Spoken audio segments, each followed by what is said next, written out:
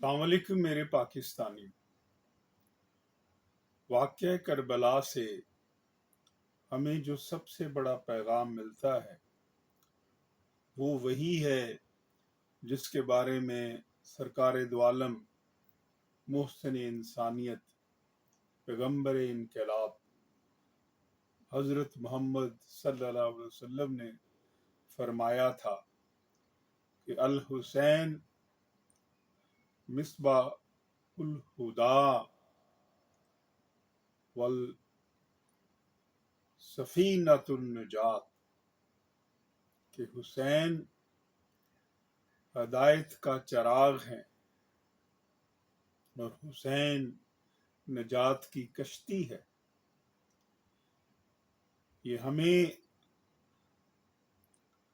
ذہن نشین کرنا ہوگا کہ اگر موجودہ دور میں ہدایت اگر لینی ہے اور ضرورت ہے ہدایت کی، جتنی ضرورت ہدایت کی آج ہے وہ شاید اس سے پہلے، اس سے قبل ہدایت کی ضرورت محسوس نہیں کی گئی اور نہ اس کی ضرورت نظر آتی ہے۔ قیامت تک کے لیے رسالت کے باب ختم ہو گئے، رسول کریم صلی اللہ علیہ وسلم کی اس دنیا سے پردہ فرمانے کے بعد، اور آقا دو جہاں یہ فرما رہے ہیں کہ میرے بعد اگر ہدایت لینی ہے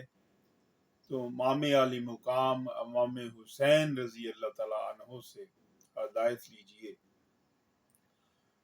اور وہ جو ہدایت ہمیں دیتے ہیں وہ یہ ہے کہ آپ حق سچ کا ساتھ دیں، آپ حق سچ کے لیے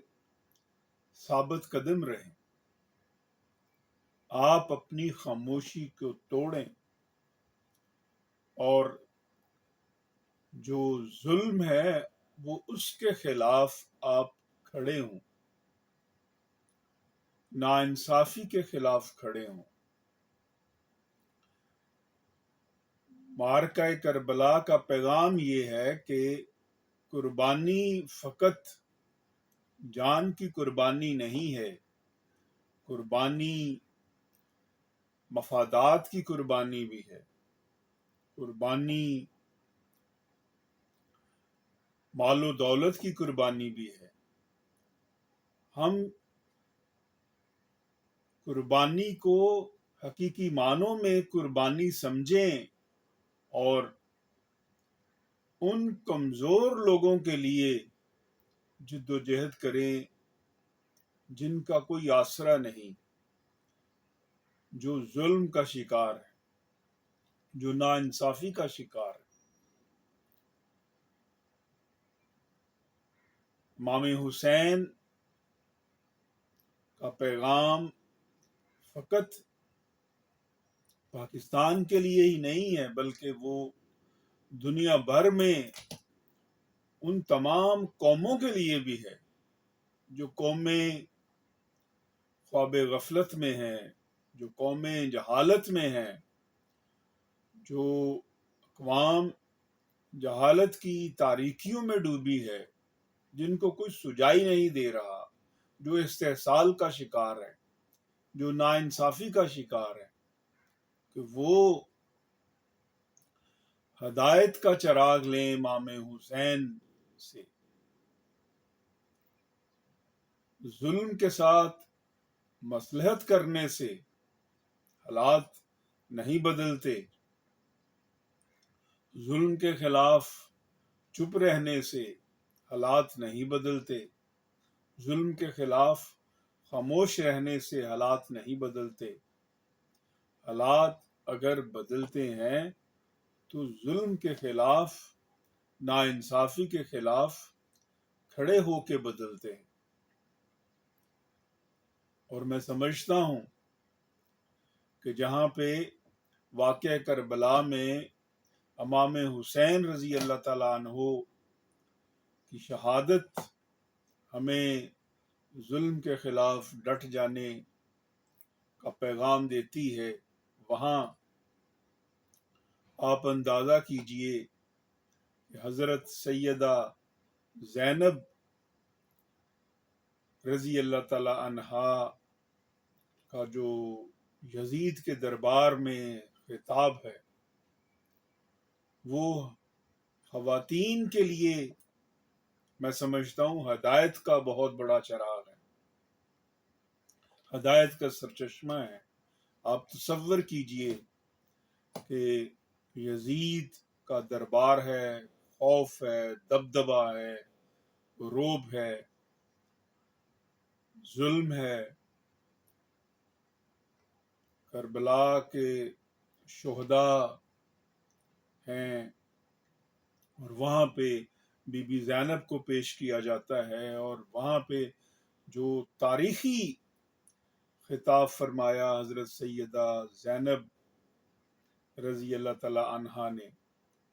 جس کا مفہوم کچھ یوں ہے کہ تمام تعریفیں رب کائنات کے لیے ہیں جو تمام جہانوں کا رب ہے، کہ اے یزید تم کیا سمجھتے ہو کہ تم نے ہمیں قید کر کے، امام عالی مقام کو شہید کر کے تم خود کو بڑا سمجھنے لگے ہو اور خود یہ سمجھتے ہو کہ میں بڑا ہوں؟ ہرگز ہرگز نہیں۔ تم سرکار دو عالم حضرت محمد صلی اللہ علیہ وسلم کا ذکر ختم نہیں کر سکتے، اور ان قریب تمہیں حساب دینا ہوگا اپنے ظلم کا، جب تمہارا سامنا سرکار دو عالم حضرت محمد صلی اللہ علیہ وسلم سے ہوگا، اور ان قریب تم ظالموں میں شمار کیے جاؤ گے، اور تمہاری حکومت سلطنت ختم ہو جائے گی۔ اور پھر تاریخ نے دیکھا اور ہم دیکھ رہے ہیں، آج یزید لعنت کا استعارہ ہے، یزید ظلم کا استعارہ تھا، آج لعنت بن چکا ہے۔ اس کی حکومت، اس کا رعب، اس کا دبدبہ، وہ تاریخ کی کتابوں میں غرق ہو چکا ہے۔ اور آج اگر کسی کا رعب، دبدبہ ہے تو وہ امام عالی مقام کا ہے۔ آج کسی کا رعب و دبدبہ ہے تو وہ سیدہ زینب رضی اللہ تعالی عنہا کا ہے، جو انہوں نے یزید کے دربار میں کھڑے ہو کے جس جرت و بہادری کے ساتھ